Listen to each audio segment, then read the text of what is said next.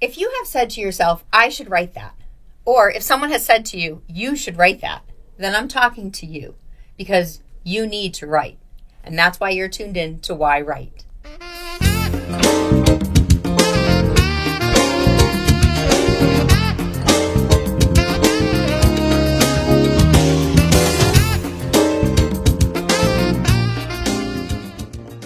Hi, welcome to yWrite. I'm your host, Angela Grout. Thank you for tuning in to another episode of yWrite, where we find out why you should be writing your story and why writers are writing their stories.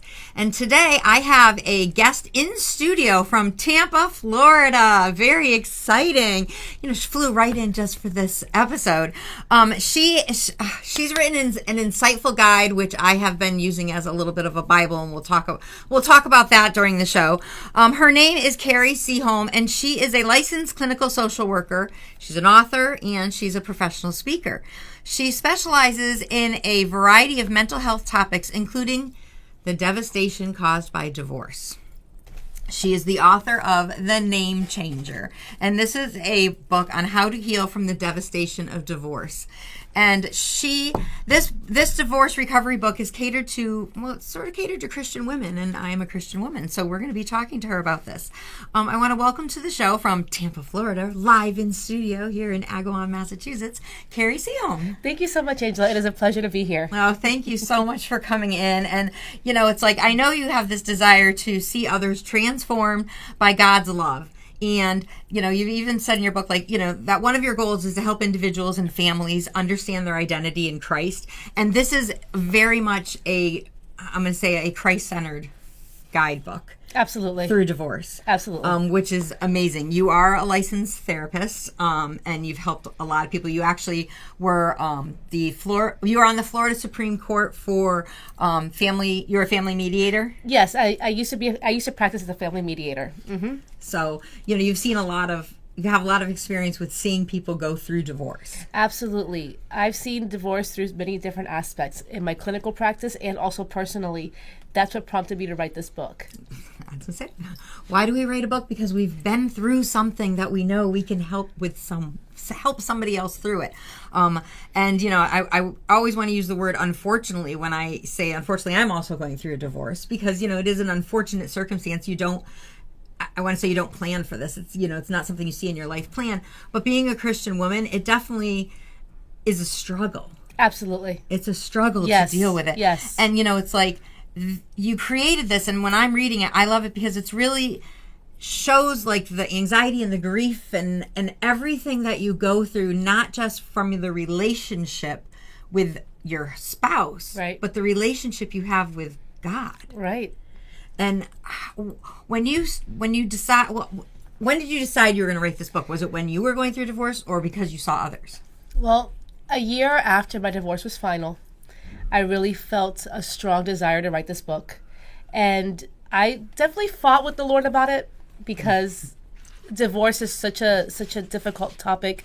And I just saw everything that I went through, that my clients have gone through, my children were going through, and it just prompted me to sit down and write.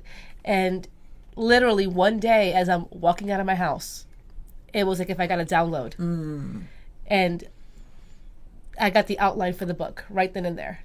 Wow. And that's where I started. That was my journey. That's how I started. So being a writer, like just going to the writing aspect, not the topic and stuff, being a writer, like I resonate so much with that, where it's like all of a sudden it's like you think about it and you're marinating on this idea and then it's like, boom, it happens. And this is something that when I was writing a book, wanted to hear from other writers. So I'm like, why did you write this book? How did you write this book? And it's like, is it normal to all of a sudden kind of have that like eureka moment, right, where you're like, I want to write this book. How am I going to do it? And then all of a sudden you're scribbling as fast as you can because you're like, this is the outline. And, it's a normal part of the process, which I love hearing from, not for every writer, but, especially, you and I share that. So you're saying you got the outline, and the way that you've done each chapter is absolutely like, because that was one of my questions, like, how did you do this? Because you go into, stories, and then you have prayers, and then you have thoughtful reflections with questions for how does all that come to be, and how do you put it in a book? Okay, thank you for asking that, and I appreciate that you can see the thoughtfulness with which I organized the book.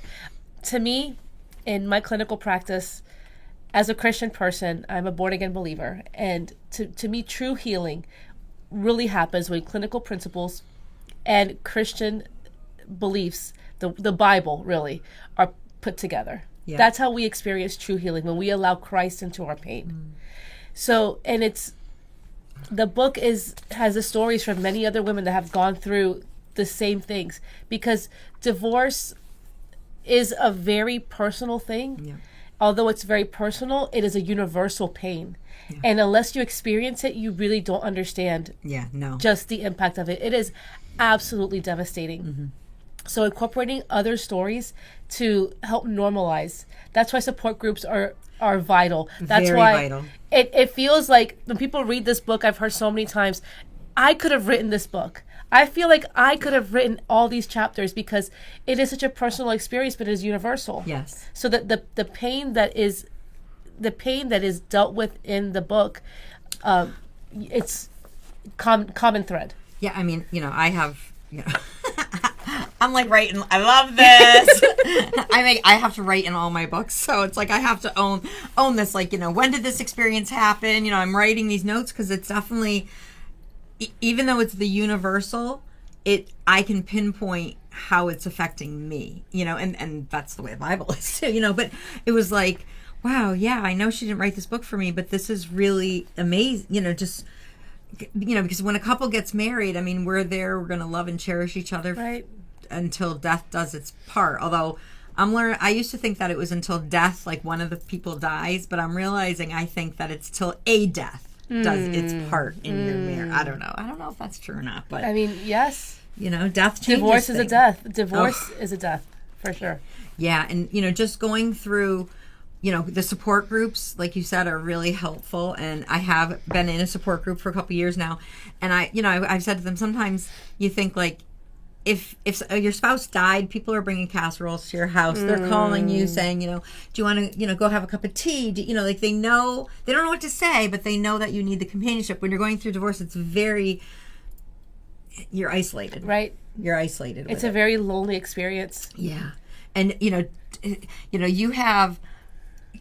I made notes. I'm reading this. Like, some of the things that, you talked about was the scarlet letter of divorce. Mm-hmm. And it's like, of course, that's the first thing that comes to your mind when you start thinking about divorce. Because you're like, oh my God, I'm going to be labeled now. I'm going to be, I don't want to be a divorced. I want to be a married woman. Like, that's what I want to be.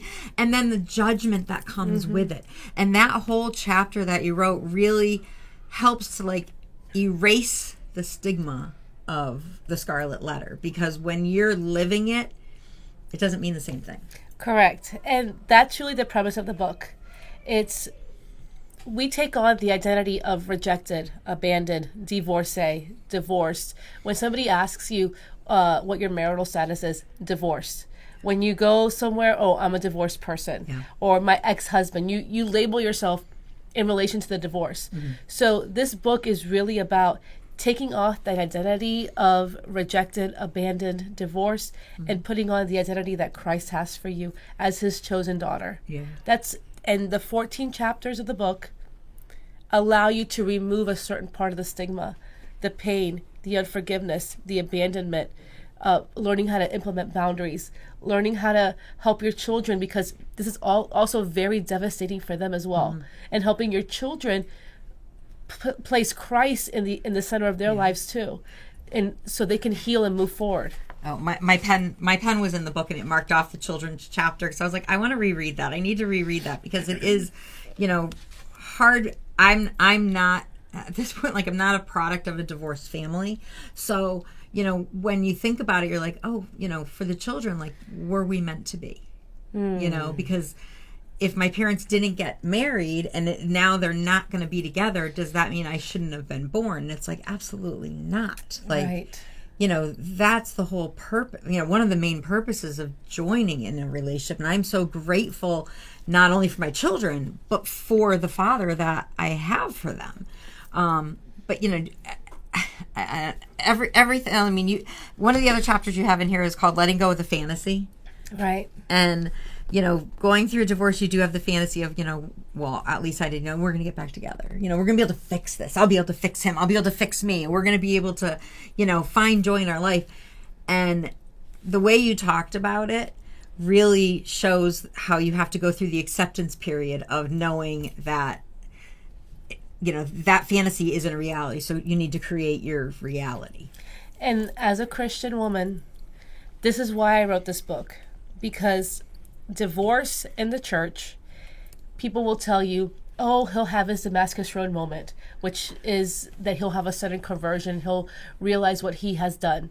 Or just have more faith, pray more, fast more, do more, and they will change. So it's on you to do all the things so that other person will change. But the same way that God gives us free will, he gives our spouses free will. Mm-hmm. And unfortunately, the people that are meant to love and protect and be there for us sometimes are the very ones who abandon post. And we can't change that. We can't change that for them. We can't change that for our kids. So learning the difference between wishful thinking and fantasy and faith is really important as we move forward in healing and wholeness. Yeah. And that's why it's so important for people like you, especially, to share your journey and your expertise in a book, because you can reach so many others. I mean, you're sitting one-on-one with your clients dealing with, what they're going through on an individual basis. But when someone can share, the wisdom and the education, that you have as a clinical psychologist, but also, it's always so sad that sometimes we have to go through what our clients are going through in order to really resonate with what they're doing. Like for me, every author that comes on the show, I can talk about what it's like to write a book because I understand that process. And to go to someone who hasn't, necessarily gone through a divorce, do they really understand what you're going through? Yeah. And, I'm sorry you had to go through that, but I'm thankful because, you went through this. Tell me about the name of the title of the book, because right now, it's speaking to me a little bit, because you're kind of like the name changer. Us women, we get married, and the majority of women take on their husband's name. We take on a whole new identity when we get married. So now when you're going through this divorce, you're like, who am I? And do I change my name? Right. So what's with the title? The title, The Name Changer, it's a play on words for both sides. Mm-hmm. It's the name that we change after we divorce. Mm-hmm. That's one. But more importantly, it's our identity. Mm-hmm. It's how we see ourselves. We take off the scarlet letter and we take on the identity of Christ. Yeah. And we see ourselves as his chosen daughters. Got it. Yeah, I totally understand that now. And it's so true, because you do see the name as in the label of who you are. Mm-hmm. It's like married, divorce. No, daughter of God. When you see yourself through when we see ourselves through the eyes of Christ, and we truly understand who we are in him, everything changes. Mm-hmm. Everything is transformed. Yeah. When we can lean totally into him, it's that peace in the midst of chaos. It's that joy in the midst of when your world is falling apart, that you have that anchor in your soul, knowing that no matter what, he's got you. He hasn't abandoned you. He hasn't forgotten about you. Mm. The Word of God says, though mother and father may leave me, you will never leave me. You will never forsake me. Yeah. And we are not forsaken. You have, in every chapter, again, when I talk about the layout that you have, has quotes from the Bible.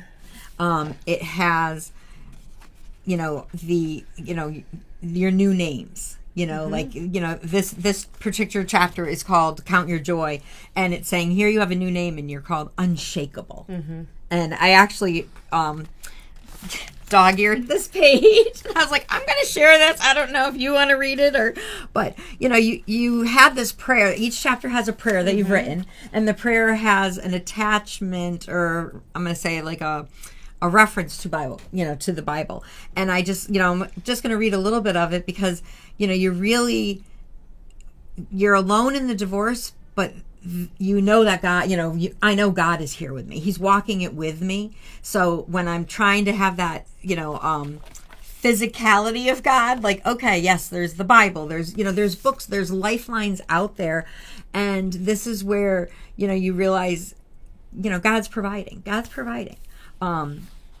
Before I read the prayer, I'm just going to share how we met. I'm going to share how we met. We met, I believe it was 2 or 3 years ago. Yes. For those of you who know, we're in Agawam, Massachusetts, and the next town over is West Springfield, and it's the home of the Eastern States Exposition, which is the biggie, and it's New England's Great State Fair. And if you haven't followed me on my Facebook page, you should, because I love the biggie. I am like over the top with the biggie. My family goes crazy with it. They know for 17 days in September, I love the biggie, and I will post different things about the biggie. And so I happen to be, going around the biggie, meeting people and networking. And I come across you who's there, and we're at the apple fritter booth. Apple fries. And, they're like the French fries, so they're made out of apples. And then you can put like the cinnamon sugar on them. And they're so good. They're so good. And I don't even know how we started talking about that. We wrote books. I don't even know how that happened. But we had this beautiful moment. I mean, we were together, I'm going to say 10 minutes max. Yeah. And, sometimes you meet someone, and whether it's 1 minute, 10 minutes, or 10 years, it makes a lifetime effect. Wow. And you had mentioned that, you're a therapist and you wrote a book about divorce. And I remember thinking in my head, like, I might need to read this book. But I wasn't there yet. And I did share with you that I was having trouble in my marriage. Yes. And we had a beautiful moment. We sat and we held hands and we prayed, and the middle of the fair is going on, and you got the the Ferris wheel and the circus and the New England State buildings with all the great food, and we're like across from the turkey leg booth. Listen to me, I'm going to name everything. And you and your family actually own this, the apple fries, and you're back again this year, which is why you're in person. So for people who are going to the Big E, they have to try the apple fries. They're amazing, guys. They are amazing. And you are, so for those of you who know the Big E, I'm just going to tell you where her booth is. There's a food court, right? Which is the food court's kind of in front of the Ferris wheel. And then you're going to go to the left, and her booth is down there. Are you on the left or the right side? The left. Behind the Young building. Behind the Young building. So, yeah, definitely go look for her. We have the books there for sale. Well, no. I might need to. I know, year. right? I should have thought about that. Oh. Hi, are you here for apple fries, or are you here for the name changer? Both. The comfort food. We do have free prayers listed on our menu. Oh, you do? Oh, yes, we do, because, we are Christians, and you're a very good prayer, I mean, it's like, it's just nice when you meet someone, they're like, you know what, can I say a prayer,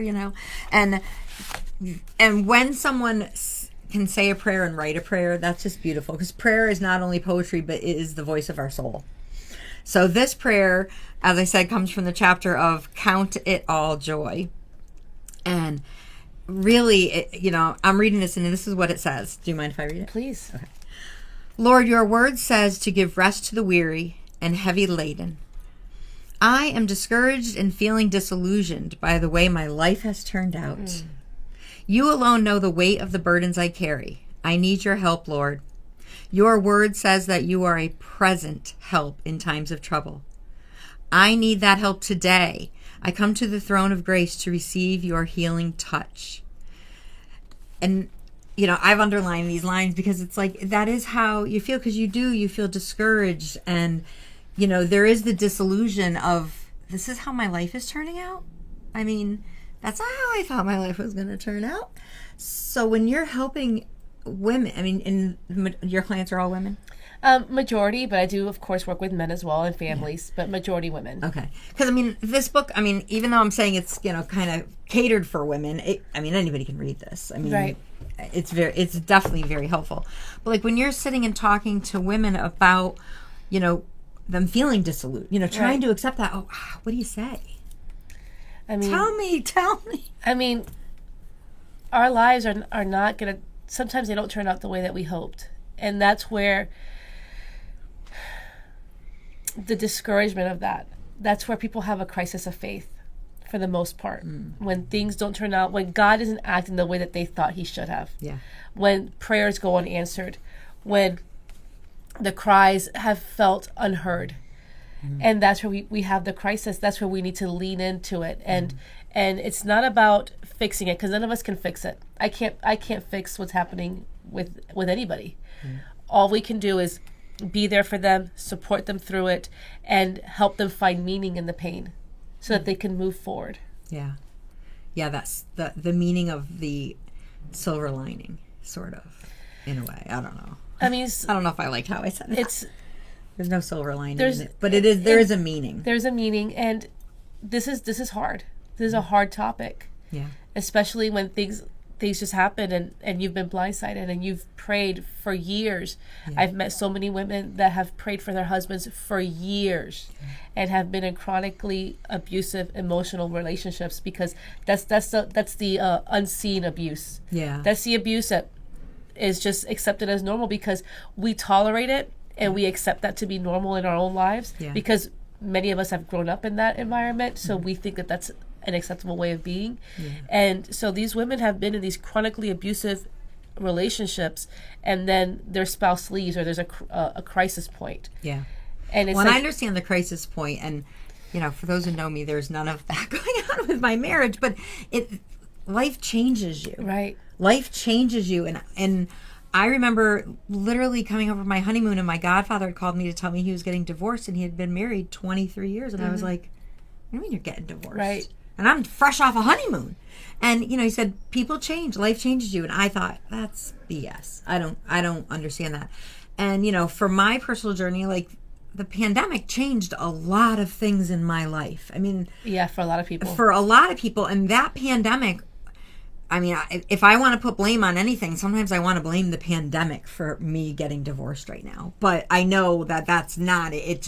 It almost was like kind of the wake-up call of, I always say, and you've written this somewhere in here too, I read, like, you want to be with people who accept you for who you are. You want to be with someone who's going to cheer be a cheerleader for you, and you want to do that for someone else too. And, when you know your calling as a Christian person and you can't fulfill your calling because of insecurities or people who don't have the, what's the word? They don't believe in you. It's hard. You want to surround yourself with people who do believe in you. I mean, that's true too. That's hard. It's hard. And, and right here I'm reading the book on, how to heal from the devastation of divorce.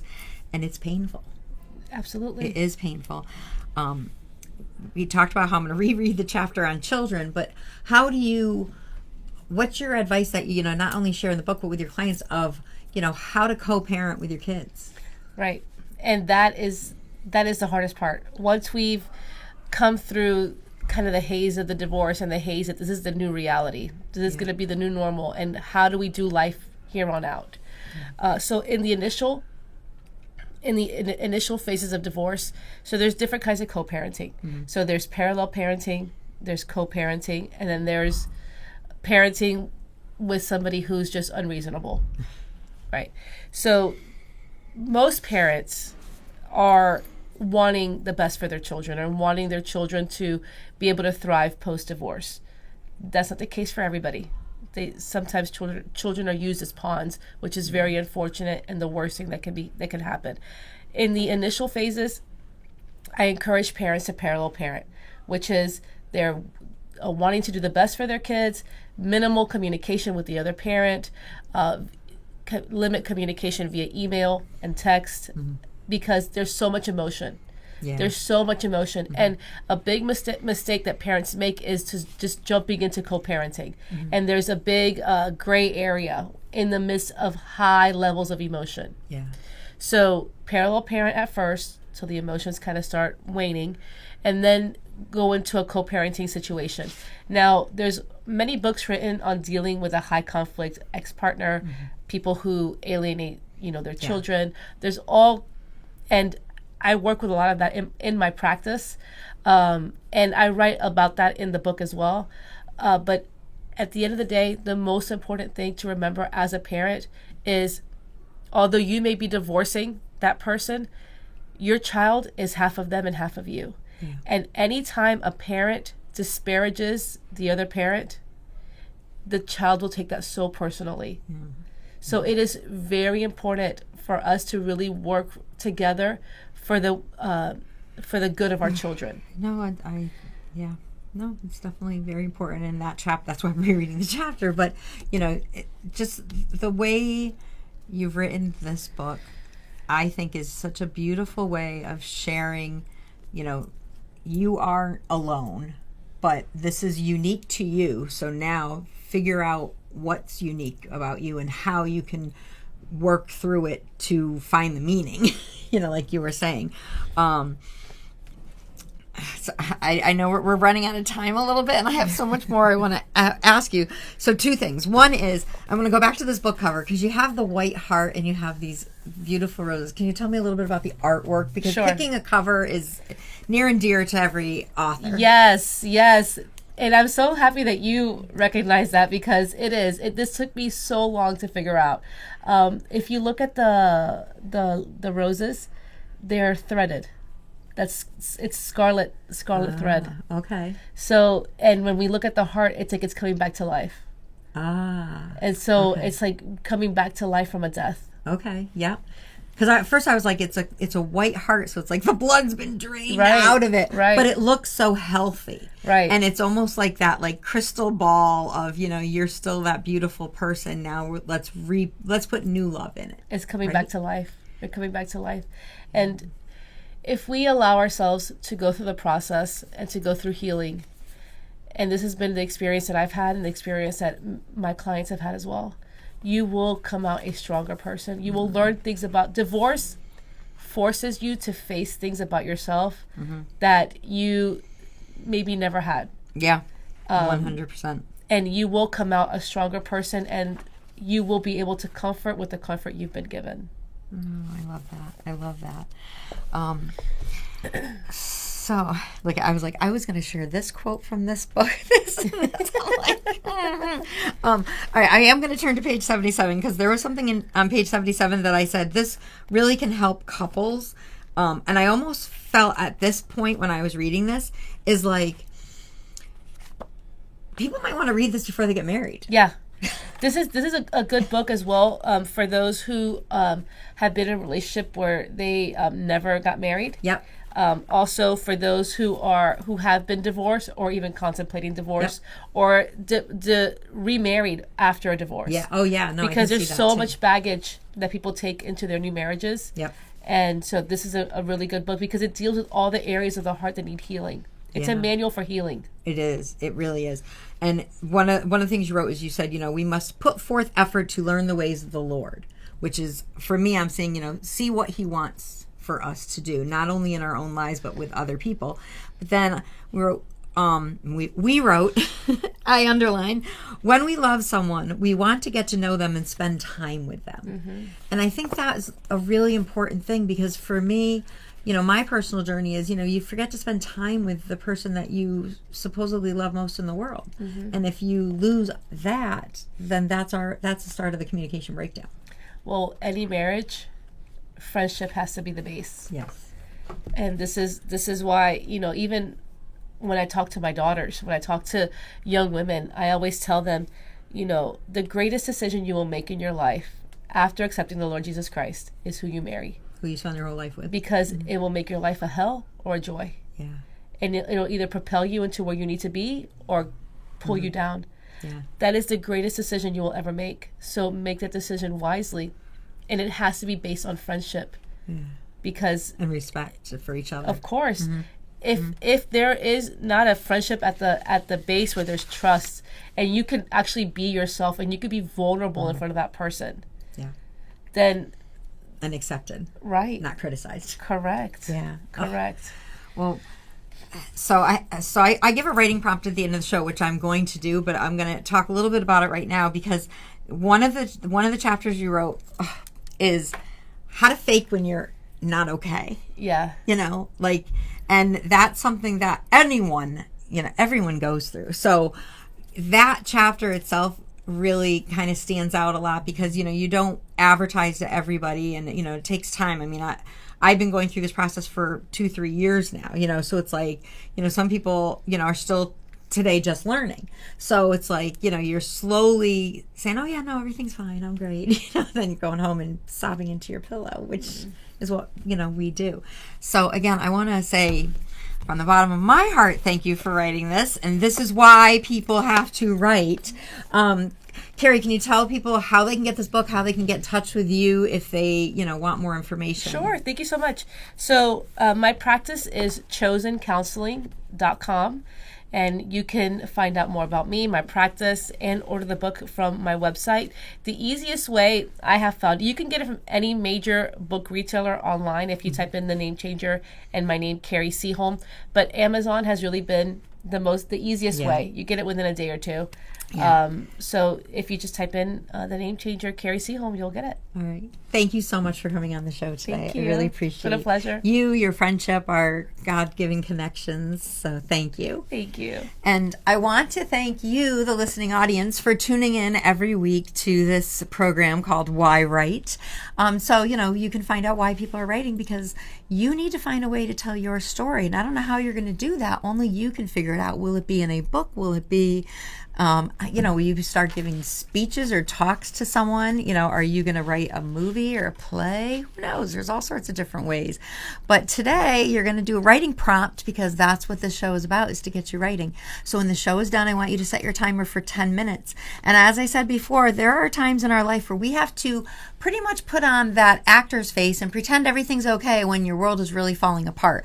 And, whether you are going through a health issue or a divorce, or if you're having a job change, or an elderly parent, something's going on in your life where your inner world is falling apart and you've had to pretend to be okay when you're not. So what I want you to do is to take the writing prompt to say, tell me about a little bit of a time, tell about a time that you were pretending to be okay, and talk about what you were feeling on the inside. And you might even want to do this from the perspective, this is going to sound interesting, of writing from something around you that's observed you, who can hear your thoughts. So maybe your pet is like, you know what? I was watching Angela today and I know she's going through this and this is what she's thinking. You might want to write it from the perspective of your eyeglasses, your coffee cup, just because then you're having an outside view of what you're looking like, pretending to look okay and doing a good job at it. So thanks so much for tuning into this episode of yWrite, and we'll see you next time. See ya.